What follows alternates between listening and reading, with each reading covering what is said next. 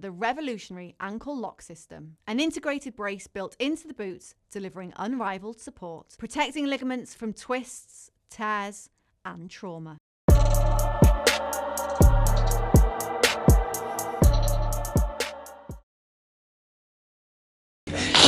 Regan Slaymaker for Boxing Social in association with Empire Fight Store and R King, and I have the pleasure to be joined by the Destroyer himself, Conor Benn. Conor, how are you, mate?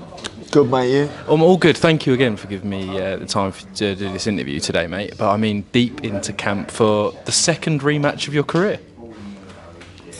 Excited? Yeah, I'm excited, mate. Just excited to get in there and get the job done this time around.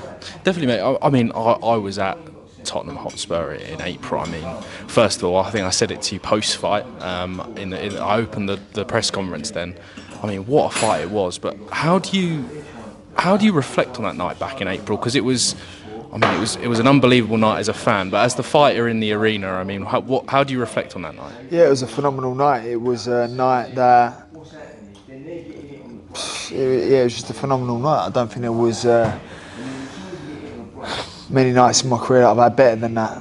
Even though we didn't come away with a win, I felt like I'd won the fight, but ultimately thinking you had won the fight and actually winning the fight ain't quite the same thing, is it?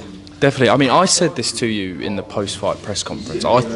This is just my opinion. I thought that was your best boxing performance, even in defeat. Which, can you take? I know that's just me saying it, but can you take anything away from that? I won't say it was by far from my best boxing performance, but it was a hell of a fight, and that's what I was there for. That's what I was there to do. I'd done everything I said I was going to do. But the antics are different this time round, and for me, it was very emotional having my first fight back in the UK in almost 3 years. First fight back in 14 months, and first fight at 160. So there were so many variables and factors there for me. But for me, it's just a matter of going in there and entertaining the public. For me, that was my priority over anything else. Was going in there and delivering, because ultimately, I'd rather lose an exciting fight than win a boring fight. That's just the way I'm wired, and then it's like, well, did you even really win? Definitely. I mean, in terms of entertainment, Conor, you fully delivered on that. I mean, in terms of antics as well. I mean, we had the launch presser the other day. There was all sorts said there. But yeah, I mean, I have to ask: is it more or less personal this time? Way less personal. Yeah. First time around there was a lot of needle. There was a lot of dislike. Not really. The intentions were completely different going around the first fight. For me, it was putting him in hospital, and that's what I'd done, and that was my sort of mindset then. Say it's barbaric, say whatever you want. Ultimately, it's a fight game, and that was my intentions then. Whereas now it's a matter of just going in there and securing the W. Definitely. With it being less personal this time round, does that benefit you? Like you said, you were more emotional the first time. Does that benefit you where you can fully focus on winning? Yeah, listen, I'm always emotional. Yeah. Do you know what I mean? I'm an emotional guy. I'm an emotional fighter. But listen, we'll see on the night, won't we? I'll still be looking to wipe him out with this right hand. Definitely. I mean, the first fight was. I mean, I'm looking forward to this rematch on November the 15th as well, a week after my birthday. So nice little lovely. late birthday present. Yeah. I do want to ask you about some things that Eubank has said to Max Kellerman on the ring show. He kind of said that whilst the second fight was agreed prior, I think that was well documented. Bits from his side of the contract haven't been. Not my concern. Yeah. Couldn't care less. Is that I couldn't care less. I don't even know about it. I'm not even bothered. Is that bleeds into kind of, there's a lot being said, your contract was done with Seller and his contract was done with Seller. No one kind of was in between that. I'm not bothered. Yeah. Do you know what I mean? He's always had contractual issues. He's always had promotional issues. He's always had managerial issues. He's always had issues in that department. So for me, it's straightforward. I have my team deal with what they need to deal with. I get paid what I want to get paid. I pay what I want to pay. That's it. Do you know what I mean? what are the numbers? Break it down. What's the weight? What's this? What's this? I'm happy with this. I'm happy with that. I'm happy with that. I'm not happy with this. Change that. Gets changed. Done. That's it. Like, ain't no mucking around. No. You won't ever hear me have no promotional contract issues with anybody. Anybody. You won't see me having problems with anybody contractually.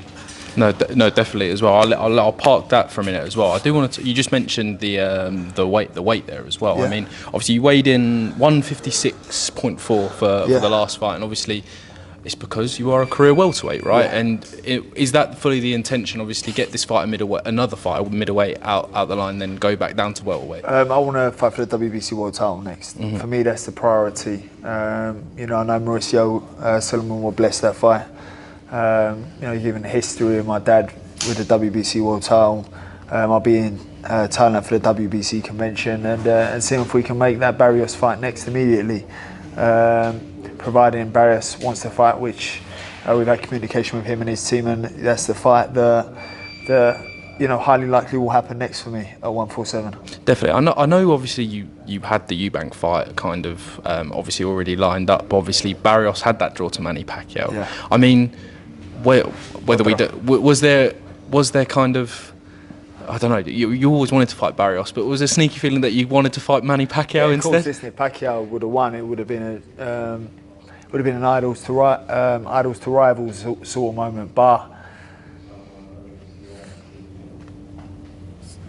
whoever the champion is, do you know what I mean? I mean, listen, the way things plan out and pave out in ways that you can't expect to anticipate, you just go through the doors that are there to be walked through at the time. And whoever the world champion is, WBC world champion is, I want to fight. Definitely. What would it mean to you to kind of follow in? Obviously, to win the WBC world title for me, it's what dreams are made of. It's the title I always dreamed about as a kid.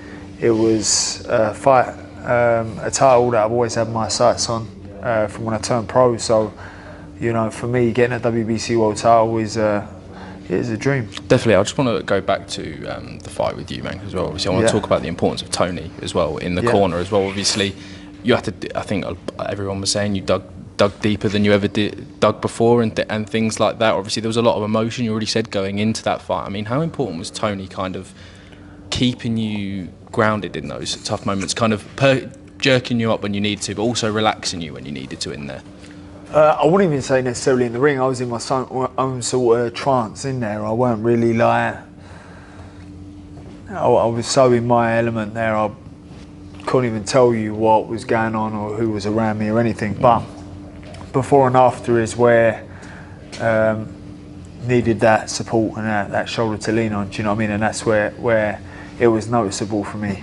Because you got to think it's 10 years of hard work together. You know what I mean? It ain't just like a now thing. 10 years of day in, day out at the gym.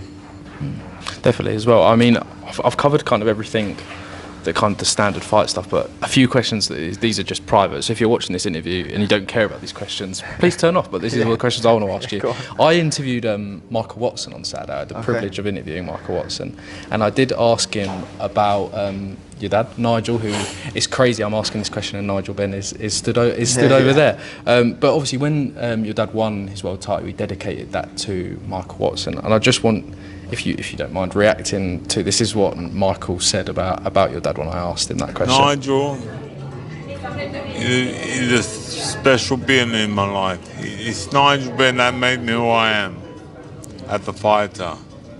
Fighting Nigel at the Finsbury Park, it took to hell. He made me who I am of today. Put all my world title fights together, it doesn't matter the fight I had with Nigel. He was held.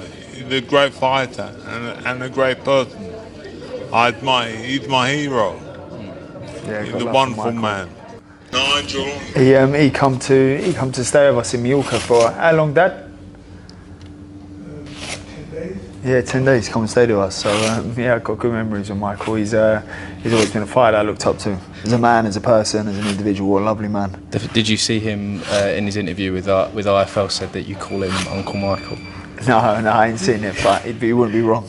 Definitely. Yeah, I mean, yeah. it's a great clip, and can I say? I always got love for Michael every time I see him. Definitely. I've said it to his carer as well. Yeah. And I said it to Steve Bunce. Thank you to Michael Watson for that Yeah, interview yeah. as well. My final one, Conor. Thank you again for giving me your time Pleasure. today. Again, this is just another question for me. What, out of all of your dad's fights, which is your favourite?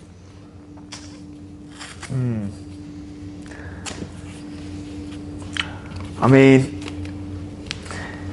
it's hard to say because of the outcome, but you'd have to go the John McClellan fight. And Iron Barkley. Doug do it. yeah. Sad to say to the outcome, but it was just it was war. It was one hell of a fight. I feel like the controversy in the fight, getting put down. It was just what a comeback. And then watching McClellan and how he operates and what type of fighter he was, is a phenomenal fighter, ferocious fighter, dangerous fighter. So for me that would have to be my favourite fight of my dad's, because it's shown what pedigree I'm from. Do you know what I mean? And that's what I think when I watch that sort of fight. But then obviously then you have the Iron Barkley, the Doug DeWitts, the Chris Eubanks, the list goes on. But for me that was, it's probably something that always lived with me. My dad said to me, I pray to God that you never have to go to where I went to win that fight. And it sort of just sat with me. Do you know what I mean? Because when your back's against the wall, it's really where you find out who you really are. You find out who you are in there anyway. When your back's against the wall and you're up against it, who are you? Do you know what I mean? And that's where your spirit takes over. Do you know what I mean? And you're fighting on fumes, and you just become this. You find out who you are. You can't make that up. Do you fold under pressure? Do you fold when you're weak? Do you buckle under that sort of pressure, or do you just keep it moving? And that for me is what reminds me of whose son I am. Definitely. You've proved that to yourself? I mean,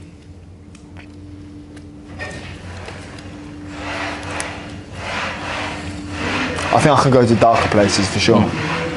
I mean, like Nigel said, I hope you don't. But for you to kind of say that you're preparing yourself to go to that place as well. Yeah, I can go to darker places for sure than the last fight for sure. Definitely. I mean, Conor, thank you again for your time today. No, I'll leave you with the final words, mate. Any final words for the fans waiting to see the rematch? I don't really do all this, but just a big shout out to all my supporters and lots of love, and thank you for your support, and I'll see you all on November 15th. Conor Benn, always a pleasure. Thank you very much, mate. Cheers. Pleasure. The revolutionary ankle lock system, an integrated brace built into the boot, delivering unrivaled support, protecting ligaments from twists, tears, and trauma.